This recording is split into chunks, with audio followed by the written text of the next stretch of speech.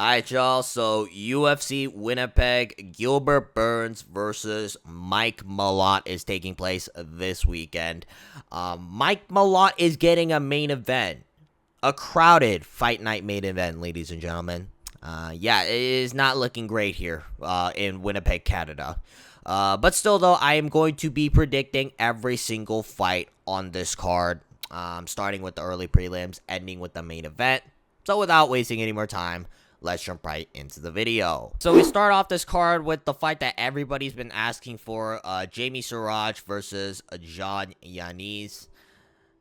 Listen, like, Siraj is making his debut. Do I think he's like the next GSP or anything like that? Probably not, but I think this is a tailor-made matchup for Siraj.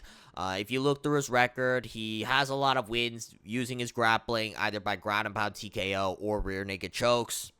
And Yannis, he's someone that, has lost a lot of fights via the grappling. And I understand that he fought Austin Bashi on his debut on short notice, but he got immediately packed up there. I just don't really know what Yannis can do once the fight hits the ground. And considering that Siraj has a lot of wins using the rear naked chokes and the ground and pound, I think that it's safe to say that Siraj will use the grappling against Yannis in order to win this fight. So yeah, I'm going to go with Siraj to get the job done. Would it shock me if Yannis pulls off the upset? Not really, because Siraj has lost to some sketchy opponents in the past, like Diego Brandao. I don't even know if I'm pronouncing that right. But yeah, I'm gonna go with Siraj because I think this is in Canada, and this is a tailor-made matchup for Siraj. So I think the UFC is trying to get an easy matchup for Siraj, which is why I'm gonna have to pick Siraj to get the job done. Alright, now moving on though, we got Casteneda versus Marc Vlogdin. I'm picking Marc Vlogdin to win this fight. I know that he's coming off a loss in the Dana White's Contender Series, but he fought a guy who's very good, right? Adriano Maritini is going to be the next guy in the bantamweight division. Like, I actually see top 5 level potential in Adriano Maritini, so I don't think that's a bad loss. I also think that Casteneda is not that good. He's coming off a loss to Chris Gutierrez. Chris Gutierrez just kind of tippy-tappy shots against him and won a boring 29-28 decision. Casteneda, though, like, he let Chris Gutierrez just tippy-tappy shots at him at range. And despite being a very hyped-up wrestler, Casteneda doesn't really have that many takedowns that are dynamic. Which is why I think that Marc Vlogdin, someone who has decent grappling, someone who hits like a motherfucker, should be able to beat Casteneda over the course of 3 rounds. The only thing I really rate out of Casteneda is his chin, but I'm not exactly sure if he can survive a beatdown from Marc Vlogdin. So I'm going to say that Marc Vlogdin gets the job done via round 1 or 2 TKO. Maybe Casteneda survives a little bit, but I just don't see anything Casteneda can do that's effective when it comes to damage, which is why I'm going to pick Marc Vlogdin to win this fight. Alright, now moving on, we got Mitch Raposo versus Nascimento.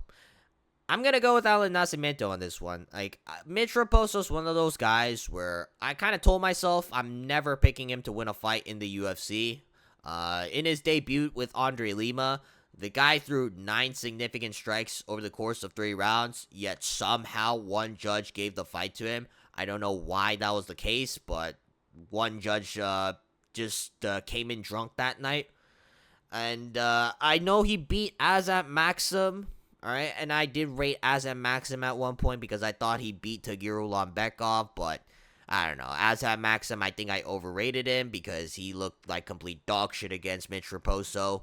And I don't think that Nascimento, though, is going to look like complete dog shit against Mitch Raposo. Nascimento should be ranked at this point. Like, I think he's on, like, a 4-fight win streak right now. Like, genuinely, why Nascimento isn't ranked? He's beaten a lot of good guys like Jafel Filho, who's just outside the rankings. I think this is just going to be an ultimate mismatch here, all right? I'm going to go with Nascimento to get the job done. I'm going to say by submission. I think that although Mitch Raposo, he's a good wrestler, I don't think his jiu-jitsu's really all that. He had a lot of good positions against guys like Sumu Darji and didn't really do anything with it because he couldn't really control the hips. But I think Alan Nascimento just brings that different level of grappling in his game, which is why I have to say that Alan Nascimento should get the job done. I'm going to say by submission. I'm going to say by round 2 submission. Maybe Alan Nascimento looks a little bit shaky on the feet at the start, but once the fight hits the ground, I think there's going to be a night and day difference in the jiu-jitsu, and I think that Alan Nascimento is going to beat Mitch Raposo over the course of 3 rounds and make him fatigue because he's not really used to grappling that extensively.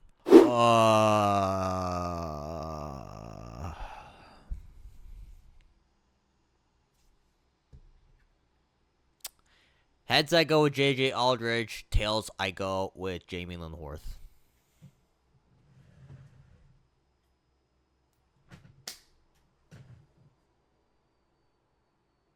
It landed on tails. I'm going with Jamie-Lyn Horth. Alright, now moving on. We got Melissa Croden versus Darya Zheleznyakova.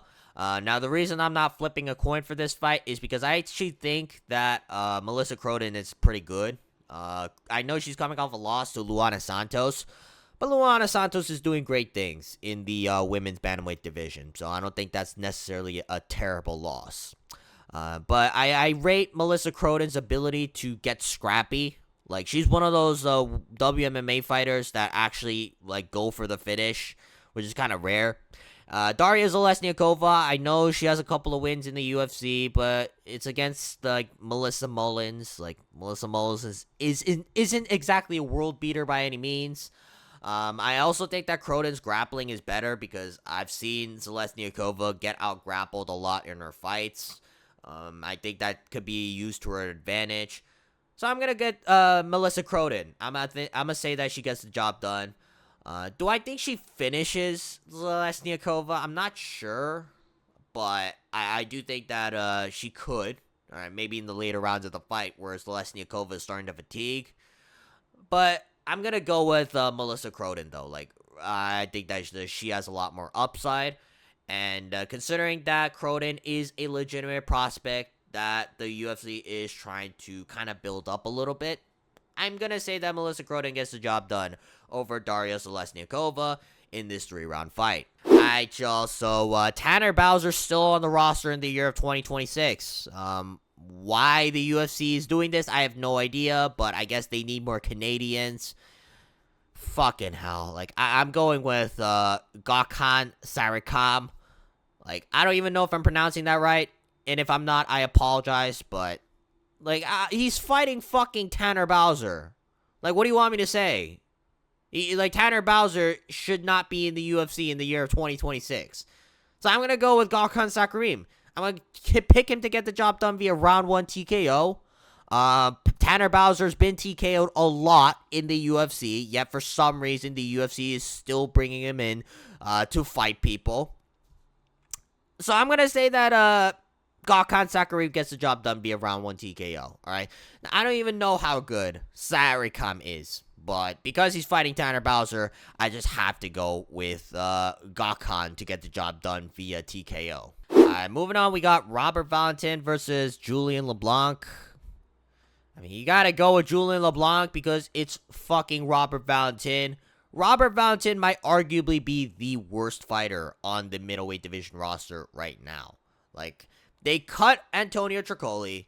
They cut Jose Daniel Medina.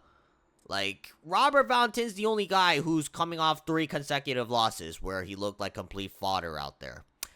So yeah, by that logic, I have to go with Julien Leblanc to get the job done. And I don't even know if Julien LeBlanc is anything promising. He's fucking 34 years of age, 34-year-old prospect. He should be looking on LinkedIn for a job at this point. But yeah, I'm going to pick Julien LeBlanc to get the job done because Robert Valentin is awful, and I'm never going to pick Robert Valentin to win a fight until he actually wins a fight in the UFC. Moving on, we got Denis Buzukja versus Marcio Barbosa. I'm going to go with Marcio Barbosa on this one. He's making his debut off the Dana White's Contender Series. He looked good in that fight against Damon Wilson. And I know that Damon Wilson isn't exactly the best, but I do think that Marcio Barbosa, based on the eye test, he's very promising. Because the guy, he's very calculated with the strikes. He's very calm and poised. Usually, you see a lot of guys making their Dana White Contender Series debut or their UFC debut. They look very jittery out there. But Marcio Barbosa is very poised. He's very experienced. He has a record of 17-2. That's a great record, all right? And I think that Marcio Barbosa is a caliber of a striker that should easily dispatch Dennis Buzukja. Dennis Buzukja, he's scrappy, he's aggressive, he can hit you with some power, but I've not really seen the guy beat anybody good. The only win he has in the UFC is against Conor Matthews, and Conor Matthews has gotten cut from the UFC because he's lost every fight. So I'm going to go with Marcio Barbosa to get the job done. I'm going to say round 2 TKO. I think Marcio Barbosa, he's going to be wary of the power at first. He's trying to measure distance. But by the second round, I think Barbosa can find his shots. And I think he's going to put away Dennis Buzukja. All right, now moving on, we got Thiago Moises versus Gage Young. I don't know who to go with this, because Thiago Moises, he has kind of regressed. He is looking slower and chinnier after every single fight. That being said, though, Gage Young hasn't made a statement-making performance that's all too impressive. Had this been Thiago Moises a couple of years back, I'd be more inclined to pick a Thiago Moises. But I'm going to go with Gage Young. I think there's a lot more upside to Gage Young. Again, I did say that he didn't have a statement-making performance, but, he's only 25 years old. And the guys he's fought that he lost to are actually really good. He lost to Quillen Salkilled. It was a pretty competitive fight. And Evan Elder as well. He's not exactly a slouch. So, I'm going to say that Gage Young gets the job done. I just don't like the way Thiago Moises has been looking over the last couple of years. And until I see Thiago Moises win, I'm not picking Thiago Moises to win a fight. So, yeah, I'm going to go with Gage Young to get the job done. I'm going to say by decision, I'm going to say that Gage Young just outboxes Thiago Moises. And even if Thiago Moises, maybe he gets a takedown, I'm not seeing a submission here. Gage Young, he was able to hang in the grappling with Quillen Salkilled. And I think that Gage Young, defensively, he's good enough to thwart off the grappling attempts from Thiago Moises. Which is why I'm going to pick Gage Young to get the job done on the feet over the course of 3 rounds. Moving on, we got Jasmine Jasudavicius versus Karine Silva. I'm going to go with Jasmine Jasudavicius on this one. Jasudavicius, I know she's coming off that TKO loss to Manon Fiorot. Manon Fiorot's actually pretty good. Right, so I don't think that's a bad loss by any means. But Karine Silva, on the other hand, she ain't no Manon Fiorot. She has lost a lot of fights. She has not looked good in most of the fights that she's lost. I think that there's an X factor to Jasmine Jasudavicius, which is her grappling. She has been able to ragdoll most opponents outside of Manon Fiorot, but Fiorot's kind of like a tank for the women's flyweight division. So I'm going to go with Jasmine Jasudavicius to get the job done. I'm going to say by round 1 or 2 submission. I think the grappling difference is going to be too much for Karine Silva. Can Karine Silva find something on the feet? Maybe. But I highly doubt it. Which is why I'm going to go with Jasmine Jasudavicius to get the job done via round 1 or 2 submission. Alright, now moving on, we got Mandel, Nallo, aka Rat Garbage versus Jai Herbert. I'm going to go with Rat Garbage here, alright? I'm buying into the hype.